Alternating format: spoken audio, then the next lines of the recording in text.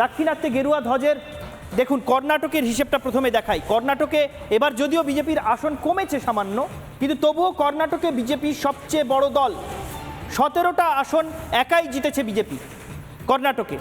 শুধু কর্ণাটকে নয়, একই সঙ্গে তেলেঙ্গানাতেও বিজেপি সবচেয়ে বড় দল হয়েছে। তেলেঙ্গানায় কিছু মাস আগেই মাত্র কিছু মাস আগে কংগ্রেস সেখানে ক্ষমতায় এসেছে, কিন্তু সেখানে কংগ্রেসও 8টা আসন, বিজেপিও 8টা আসন। তেলেঙ্গানাতে কোনোদিন বিজেপি এত ভালো ফল করেনি, এবার যে ফল বিজেপি করলো। অর্থাৎ দক্ষিণ ভারতের দুটো রাজ্যে বিজেপি এবার সর্বাধিক আসনপ্রাপ্ত দল। একই সঙ্গে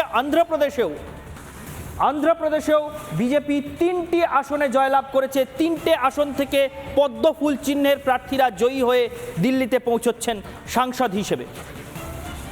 এটা গেল অন্ধ্রপ্রদেশের হিসেব। কংগ্রেস সেখানে শূন্য হয়ে গিয়েছে, খাতা খুলতে পারেনি। আর কেরল, যে কেরলের কথা শুরুতেই বলছিলাম, যে কেরল নাকি বাম রাজনীতির তথাকথিত কোট আনকোট প্রগতিশীল রাজনীতির সবচেয়ে বড় গবেষণাগার, সেই কেরলেও বিজেপি এবার খাতা খুলল। বিজেপিকে কোনোদিন খাতা খুলতে দেওয়া যাবে না, বিজেপির খাতা বন্ধ করে দিতে হবে, এমন চ্যালেঞ্জ খোদ কেরলের মুখ্যমন্ত্রী নিয়েছিলেন। পিনারাই বিজয়ন এই চ্যালেঞ্জ নিয়েছিলেন। তা সত্ত্বেও কেরলে বিজেপির গতিরোধ করা গেল না। সিপিএম, সেখানকার শাসক দল, তারাও এক, বিজেপিও এক। অর্থাৎ দাক্ষিণাত্যের 4টে রাজ্য থেকে বিজেপি প্রার্থীরা জিতে সংসদে পৌঁছচ্ছেন, এবং 2টি রাজ্যে, সেই 4টির মধ্যে 2টি রাজ্যে বিজেপির সর্বাধিক আসন প্রাপক।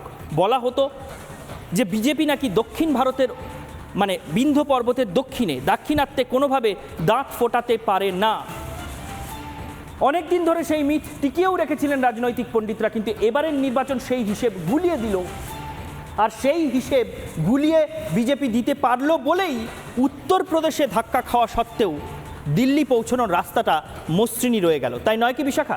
একদমই তাই। তুমি যে কথাগুলো বলছিলে বিভিন্ন রাজ্যে ছড়িয়ে যাওয়া, তার মধ্যে থেকে একটা বিষয় আমি দর্শকদের সামনে তুলে ধরার চেষ্টা করব। বারবারই এটা বলা হয়, এটা একটা মিথই বলতে পারো, যে মিথগুলোর কথা তুমি প্রথমে বলেই শুরু করেছিলে, যে মিথগুলো ভাঙা হচ্ছে বা ভাঙা হয়েছে।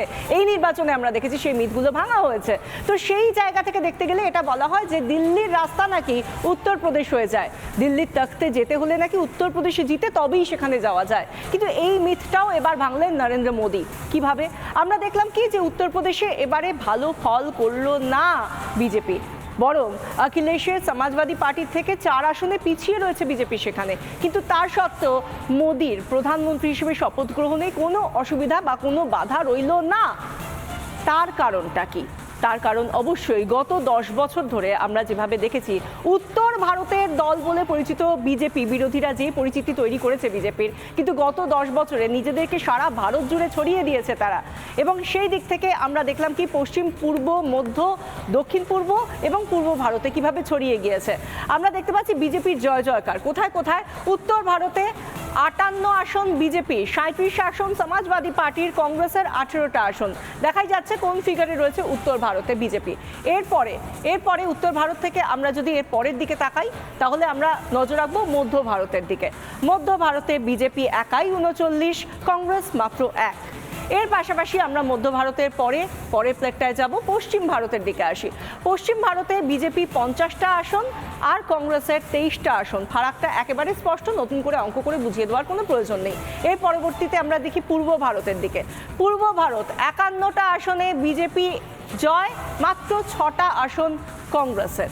এর পাশাপাশি আমরা পূর্ব ভারতের পাশাপাশি নজর রাখবো একটু কোন দিকে না, উত্তর পূর্ব ভারতের দিকে। উত্তর পূর্ব ভারতে আমরা দেখতে পাচ্ছি 13 আসনে বিজেপির জয়, মাত্র 6টা আসনে কংগ্রেসের জয়।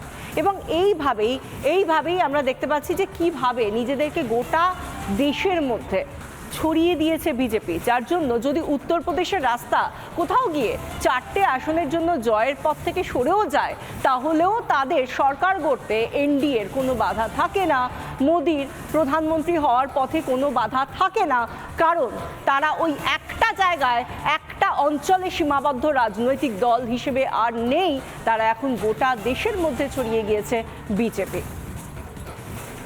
উত্তরপ্রদেশে এই ধাক্কা সত্ত্বেও ভারতের অন্যান্য অঞ্চলে, বিশেষ করে দক্ষিণ ভারত এবং পূর্ব ভারতে বিজেপির এই যে বিপুল জনভিত্তি বৃদ্ধি পেল, তার জন্যই যে দিল্লি পৌঁছানোর জন্য বা দিল্লির সিংহাসন পর্যন্ত পৌঁছানোর জন্য বিজেপিকে আর শুধুমাত্র উত্তর ভারতের দিকে তাকিয়ে থাকতে হচ্ছে না, সে বিষয়ে রাজনৈতিক বিশ্লেষকরাও কিন্তু একমত।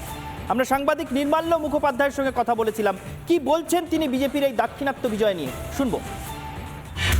আর বিজেপি টার্গেট করেছিল একদম পরিষ্কারভাবে দক্ষিণ ভারত এবং পূর্ব ভারত, এই দুটো। সেখানে ইস্টার্ন ইন্ডিয়াতে উড়িষ্যা সে নিয়েছে, অন্ধ্রপ্রদেশে একটা অ্যালায়েন্স করে সে নিয়েছে, কেরালাতে ইনরোডস করেছে। দেখুন, কেরালাতে ইনরোডস করা একটা বিরাট অ্যাচিভমেন্ট। কেরালাতে রাষ্ট্রীয় স্বয়ংসেবক সংঘের সবথেকে বেশি শাখা আছে, প্রায় 5,500। তামিলনাড়ে ইনরোড করা, এটা একটা খুব বড় স্টেপ। বিন্ধ্য পর্বতের এপারে বিজেপির সে অর্থে কোনো পেনিট্রেশন ছিল না। বিজেপিকে বলা হতো কাউবেল্ট পার্টি, কিন্তু বিজেপির ইনরোডস ইন্টু সাউথ এবং BJP inroads into east, this is very very significant. এবং আমার ধারণা বিজেপি যে টার্গেটটা করেছে সেই টার্গেটটা ওরা ফুলফিল করেছে খুব সাকসেসফুল। রাজনৈতিক দিক থেকে একটা জায়গায় সীমাবদ্ধ না থেকে যদি প্যান ইন্ডিয়া, যেটা আমরা বলি, যে সারা ভারত ব্যাপী ছড়িয়ে যাওয়া যায়, সেটাই কোনো রাজনৈতিক দলের লক্ষ্যমাত্রা হতে পারে। সেই লক্ষ্য পূরণ করেছে বিজেপি। একেবারেই তাই বিশাখা, সেই লক্ষ্য বিজেপি পূরণ করতে পেরেছে বলেই সম্ভবত বিজেপিকে, যেমনটা নির্মাল্যবাবু বলছিলেন, যে বলা হতো তারা হিন্দি বলয়ের দল, সেখান থেকে সারা ভারতে এইভাবে ছড়িয়ে পড়তে পেরেছে বলে, সারা ভারতের দল হয়ে উঠতে পেরেছে বলেই নিজের গড়ে কিছুটা ধাক্কা খেয়েও দিল্লির সিংহাসন এখনও হাতে রাখতে পারলেন নরেন্দ্র মোদিরা, এবং তৃতীয়বারের জন্য শপথ নিতে চলেছেন প্রধানমন্ত্রী হিসেবে নরেন্দ্র মোদি। সেই শপথ গ্রহণের দিকেও এবং তার আগের সমস্ত ঘটনা প্রবাহের দিকে আমাদের পুঙ্খানুপুঙ্খ নজর থাকবে। বাংলার প্রাইম টাইম আজকের মতো শেষ করছি এখানেই। দেখতে থাকুন রিপাবলিক বাংলা।